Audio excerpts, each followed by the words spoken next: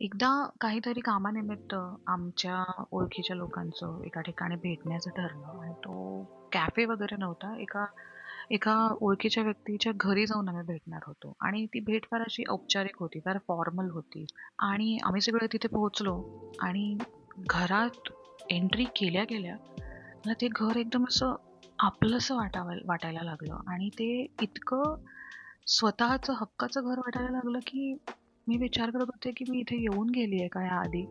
किंवा कोणी ओळखीचा चेहरा आहे का या घरात, की मला हे घर इतकं आपलंसं वाटतंय. मी खरं बोलले नाही कुणाला, पण मी बसून शांतपणे आमचं कन्व्हर्सेशन चाललेलं, आमचं डिस्कशन चाललेलं. चहाचा एक घोट घेतला आणि मला एकदम माझी ट्यूब पेटली, की की का हे घर मला इतकं ओळखीचं वाटतंय. इयत्ता 4थीमध्ये असताना पूर्वी एक एक्झाम असायची स्कॉलरशिपची. आत्ता आहे की नाही हे मला माहीत नाही, पण मी पूर्वीचं सांगते. तर त्याचा फार असा दबदबा असायचा, फार टेन्शन असायचं, की चांगले मार्क्स यायला हवेत वगैरे. आम्ही एका ठिकाणी क्लासेसला जायचो. आमचा सगळाच ग्रुप आणि ज्या क्लासेस घ्यायच्या त्या पण माझ्या बेस्ट फ्रेंडच्या आई होत्या. सो काकू म्हणायचो आम्ही त्यांना.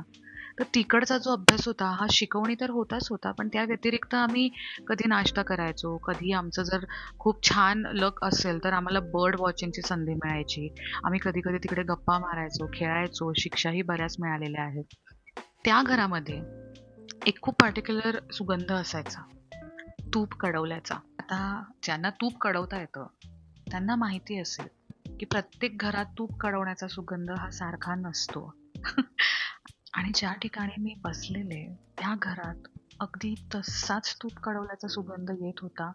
त्या सुगंधामध्ये माझं बालपण, माझ्या आठवणी, माझ्या शिक्षा, आम्ही केलेली मस्ती, बर्ड वॉचिंगचा तो मूव्हमेंट, नाश्ता, हे एकत्र सगळं मिळालेलं होतं आणि म्हणून मला ते घर स्वतःचं हक्काचं वाटत होतं. जसं काय मी खूप जवळच्या कोणाला तरी भेटायला आली आहे.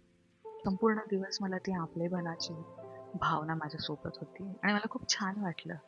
गंमतही वाटली, की बघा ना, आठवणी ह्या फक्त एखादी व्यक्ती किंवा माणसं, घर, स्थळ ह्या टँजिबल गोष्टींशी कनेक्टेड नसून सुगंध, चव, आवाज अशा इनटँजिबल म्हणजे अमूर्त गोष्टींशी सुद्धा किती घट्ट जुळलेल्या असतात. तुमच्याकडे आहे का हो असा एखादा किस्सा किंवा अशी एखादी आठवण की ज्या इनटँजिबल गोष्टींशी कनेक्टेड आहेत? मला ऐकायला नक्की आवडतील. मी कॉमेंट सेक्शनमध्ये तुमची वाट बघतीये. उद्या पुन्हा भेटेल एखादी नवीन गोष्ट किंवा प्रसंग किंवा विचार घेऊन. तोपर्यंत ऐकत राहा व्हॉइस नोट विथ अस्मिता.